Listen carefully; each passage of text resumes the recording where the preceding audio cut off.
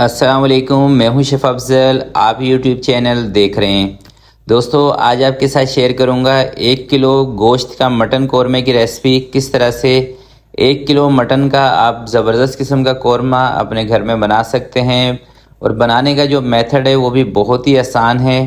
बस कुछ tips and trick हैं, उनको आपने फॉलो करना है। तो इंशाल्लाह जब भी आप ये रेसिपी ट्राई करेंगे आपको बहुत ही मज़ा आएगा। तो बिना टाइम ज़ाय किए चलते हैं आज की इस ज़बरदस्त सी रेसिपी की तरफ और इसको बनाने स्टार्ट करते हैं। बिस्मिल्लाहिर्रहमानिर्रहीम। तो सबसे पहले दोस्तों, कौरमे के लिए जो चीज़ चाहिए होती है वो है प्याज। तो सबसे पहले हम प्याज को करेंगे फ्राई। तो फ्राई प्याज कौरमे की जान है। तो 1 कप से थोड़ा सा ज़्यादा मैंने लिया है कुकिंग ऑयल और 300 ग्राम प्याज ली हैं, जो कि बड़े साइज़ की 3 प्याज थी। तो दोस्तों, मुझे इस रेसिपी के अंदर बोला गया है कि ग्रेवी थोड़ी सी ज़्यादा रखनी है, इसलिए प्याज का इस्तेमाल भी मैं थोड़ा सा ज़्यादा करूँगा। और अगर आपको ग्रेवी थोड़ी सी कम चाहिए हो तो फिर आपने प्याज की क्वांटिटी को 200 ग्राम कर देना है। और प्याज को ध्यान से फ्राई करना है, ये जलनी नहीं चाहिए। प्याज जल जाएगी तो कौरमा आपका ब्लैक बनेगा। तो देखें, जब प्याज फ्राई हो जाए इसको अच्छी तरह से इस तरह से निचोड़ लिया करें। इससे प्याज क्रिस्पी हो जाती है और जितना भी एक्स्ट्रा ऑयल इसके अंदर होता है वो निकल जाता है। तो इस तरह से आपने प्याज को निचोड़ना लाजमी है और इसको किसी भी पेपर के ऊपर निकालना है, ताकि और भी जो भी एक्स्ट्रा ऑयल है इसके अंदर से चला जाए। जब ऑयल प्याज में से निकल जाएगा तो प्याज ठंडी होने के बाद आपकी खुद ब खुद क्रिस्पी बन जाएगी। तो इसको क्रिस्पी करने की भी आपको कोई टेंशन नहीं होगी। तो अब इसी ऑयल के अंदर ये मैं शामिल कर रहा हूँ दही। 300 ग्राम है। जैसा कि मैं आपको पहले ही बता चुका हूँ कि इस रेसिपी के अंदर ग्रेवी मुझे ज़्यादा थोड़ी सी बनानी है, इसलिए दही और प्याज का इस्तेमाल मैं थोड़ा सा ज़्यादा कर रहा हूँ और उसी हिसाब से फिर मसाले भी थोड़े से ज़्यादा जाएंगे। तो 300 ग्राम यानी कि 1.5 कप मैंने दही ली है और पिसी हुई लाल मिर्चें, बेसिक मसाले, ज़ीरा पाउडर और 2 चम्मच धनिया पाउडर का, क्योंकि धनिया पाउडर थोड़ा सा ज़्यादा इसमें जाएगा। और जायफल जवातरी 2 चुटकी। जायफल जवातरी का इस्तेमाल भी आपने इसमें लाजमी करना है। और 1 चम्मच इसके अंदर इस्तेमाल करूँगा मैं नमक का।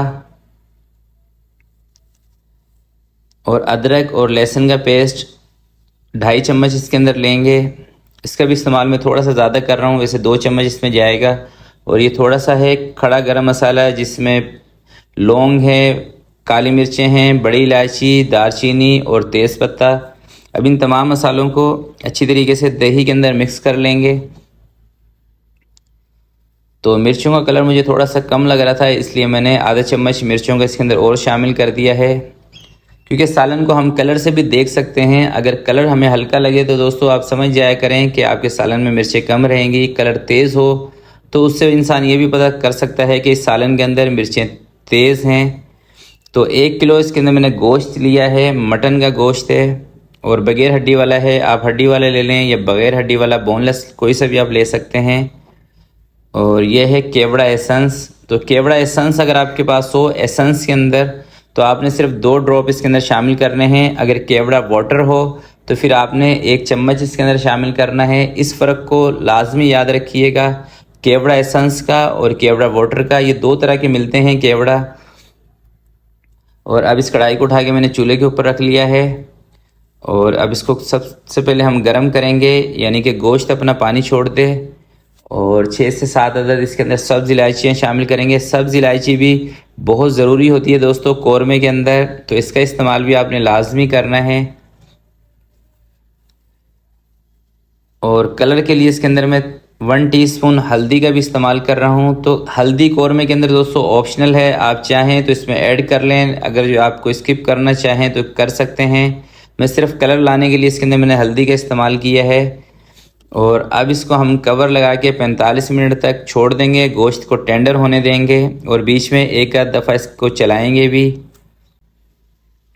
एक साइड पे दोस्तों हमारा गोश्त टेंडर हो रहा है, तो दूसरी साइड पे ये जो प्याज फ्राई है ये भी क्रिस्पी हो चुकी है। इसको हाथ से अच्छी तरह से मसल लें या ग्राइंडर के अंदर डाल के आपने इसको बारीक करना है, उसमें भी कर सकते हैं। बस अच्छी तरह से आपने इसको बारीक कर लेना है। तो मैं हाथ से इसको अच्छी तरह से मसल दूंगा और प्याज को साइड पे करेंगे। चलें दोस्तों, तकरीबन 50 मिनट हो चुके हैं गोश्त को, और बीच में मैंने एक दफ़ा इसको चेक किया था 40 मिनट के बाद उस टाइम हल्की सी इसमें कसर थी और अब मुझे उम्मीद है गोश्त हमारा गल गया होगा। तो अब सिंपल हमने करना ये है कि जो प्याज फ्राई है वो उठा के इसके अंदर डाल देनी है और 5 से 7 मिनट ज़्यादा से ज़्यादा अब इसको हमने पकाना है मीडियम आंच के ऊपर ही। और जैसे ही इसका दाना आपको सड़ लगे या जितनी ग्रेवी आपको रखनी हो उसी स्टेज पर आप इसका चूल्हा बंद कर सकते हैं। तो मैं जैसे आपको पहले बता चुका हूँ, इसके अंदर मुझे जो डिमांड दी गई है कि ग्रेवी थोड़ी सी ज़्यादा रखनी है, तो इसलिए मैं बस इसको ज़्यादा नहीं पकाऊंगा, 3 से 4 मिनट प्याज ऐड करने के बाद। और इसी स्टेज पर मुझे लगता है कि ये ग्रेवी बिल्कुल हमारी सेट है। और देखें दाना भी आपको दिखा देता हूँ, कौरमे के अंदर जो दाना होना चाहिए जो कि प्याज फ्राई के साथ बनता है, तो वो दाना भी इसमें आ चुका है। और केवड़ा एसेंस डालने की वजह से जो इसके अंदर फ्लेवर आ रहा है कौरमे का वो बहुत ही ज़बरदस्त है। तो ये देखें दाना इसका बन चुका है, ग्रेवी भी सेट है। आप ज़्यादा इसको ड्राई करना चाहें तो 2-3 मिनट आप और पका सकते हैं। तो अब इसका चूल्हा मैं कर देता हूँ बंद और इसको अब डिश आउट करते हैं। फाइनल लुक आपको दिखाऊंगा। बहुत ही फटाफट से दोस्तों बन जाता है, आसान तरीका है कौरमा बनाने का। सिर्फ आपने प्याज पे ध्यान रखना है, प्याज नहीं जलनी चाहिए। बाकी मसाले जितने मैंने इसके अंदर आपको बताया है, कोई आपको पैकेट वाला लेने की ज़रूरत नहीं है। बेसिक मसाले ऐड करें, इसी तरह से ऐड करें, इंशाल्लाह इतना ज़बरदस्त आपका कौरमा बनेगा कि आपको ख़ुद को यकीन नहीं आएगा। बस केवड़ा एसेंस का इस्तेमाल करें या केवड़ा वाटर का इस्तेमाल करें। अगर एसेंस आपके पास हो तो उसको ड्रॉप की शक्ल में डालना है, 2 से 3 ड्रॉप। अगर जो केवड़ा वाटर हो तो टीस्पून या टेबल स्पून के हिसाब से आप ले सकते हैं। तो ये देखें माशाल्लाह कितना ज़बरदस्त हमारा कौरमा रेडी हो चुका है। तो प्यारे दोस्तों, आज की ये रेसिपी आपको अच्छी लगे तो प्लीज़ इसको ज़रूर लाइक कीजिएगा, अपने दोस्तों के साथ शेयर कीजिएगा। अपना बहुत सारा ख्याल रखिएगा, अपने वालिदैन का ख्याल रखिएगा। अल्लाह हाफिज़।